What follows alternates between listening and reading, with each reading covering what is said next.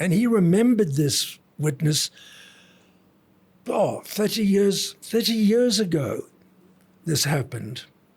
And he still remembered that incident where I didn't tear him apart. I said, did anybody die? He said, no. I said, then it's not a train smash. So building onto that, Yes. from your mentorship experience, Yes. what are some of the common mistakes that you see young entrepreneurs make, and how can mentorship help them I tell you what they do is I used to, when I started out, before I became a leader or a better leader, was I ranted and raved and used profanity. I yelled at people. I eventually learned that when you apply anger, all you do is you put the emphasis on the anger, not on solving the problem. So my first approach was I would yell and shout and scream. And all I did was put the focus on the anger. You achieve nothing. And that was when I started learning to mentor, to ask questions. Can I give you another? I'm going to give you some advice, which you probably will ignore. That's all right. One day you'll get this aha moment. Listen from the middle of the table. When you're in a meeting with a whole bunch of people, listen from the middle of the table. In other words, you're not sitting back and holding a position. You are taking everything into account. The other thing a manager does, a manager/mentor does, is he speaks last. You listen to everybody, what they have to say, then you speak. Then you say, I've listened to what you've said. Here's what we're going to do. So,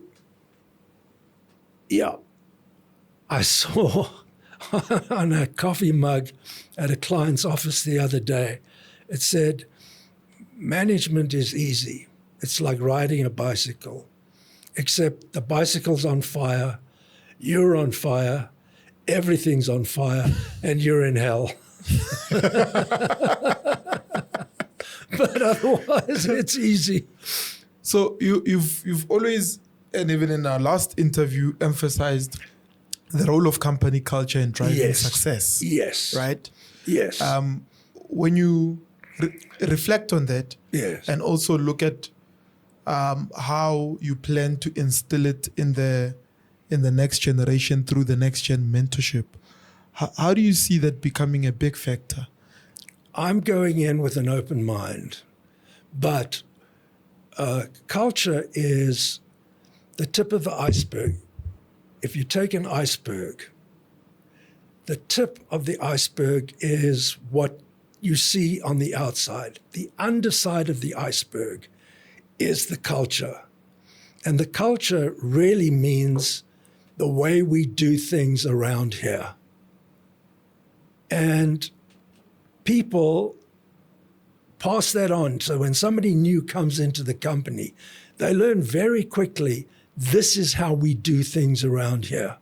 That is the culture. Now, you've got culture and you've got strategy. Culture always triumphs over strategy. Culture triumphs strategy? Yeah.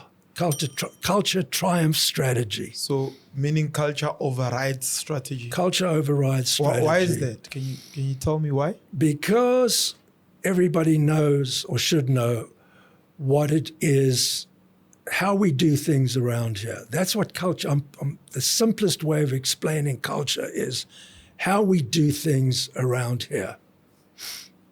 So if someone is new and they come into the work environment, and it's a relaxed culture, it's not high performance culture. You've got different cultures, but okay, let's take your example. Yes, maybe it's a relaxed culture. Yeah. It's not high performance. Yes. Even if they come from a high performance environment with a strategy, working on it, putting in the work, they're gonna get there and relax because that's the culture. Yes. you get drawn into what the culture is. You can't go in there and implant the culture from your previous organization. So how does then one, if culture overrides or triumphs over strategy, how does one then build a culture that's consistent with strategy? Well, the strategy will emerge from the culture. Okay. So if Can it's, culture let's not use emerge your from example. strategy? I beg your pardon? Can culture not emerge from strategy? It can, but it's better if it works the other way around. Because, as I say, culture is how we do things around here. Now, let me give you another example of culture. Is you can solve a lot of problems by having a round table conference where you encourage your associates to speak freely. That is a culture, for example. So from that will emerge a strategy where, the strategy will emerge from the culture. Mm-hmm. If you take a high-performance culture, if you want a high-performance culture, I'm not saying what culture you should have. I'm not saying what is the best culture. In some, I think in a lot of the high-tech firms, it's a killer culture. If you want a high-performance culture, reward performance. And that translates into your strategy. Our strategy is we will reward performance. When you look at the South African landscape, especially when it comes to entrepreneurship, business, leadership, what are sort of the skills that you wish South Africans had, especially young South Africans, that you hope to actually instill through the next gen mentorship to them? That's an interesting question. Let me think about it. What do I wish? You look at the South African landscape, yes. Business, entrepreneurship, yes. leadership. What are some of the skills you wish young South Africans had? I wish they would learn leadership. It's easy to be a manager. It's not easy to be a leader. Let's have a look. What is a leader? A leader is someone who pursues a cause with such passion and such energy that they bring other people with them. That's what leadership is. Leaders look for ways of overcoming obstacles, looking for opportunities. And I hope I get this right. No, I'll come back to that. I'll come back to it. I don't know if I'm answering your question. You did answer my question, but I want to take it further. You see, the leader brings people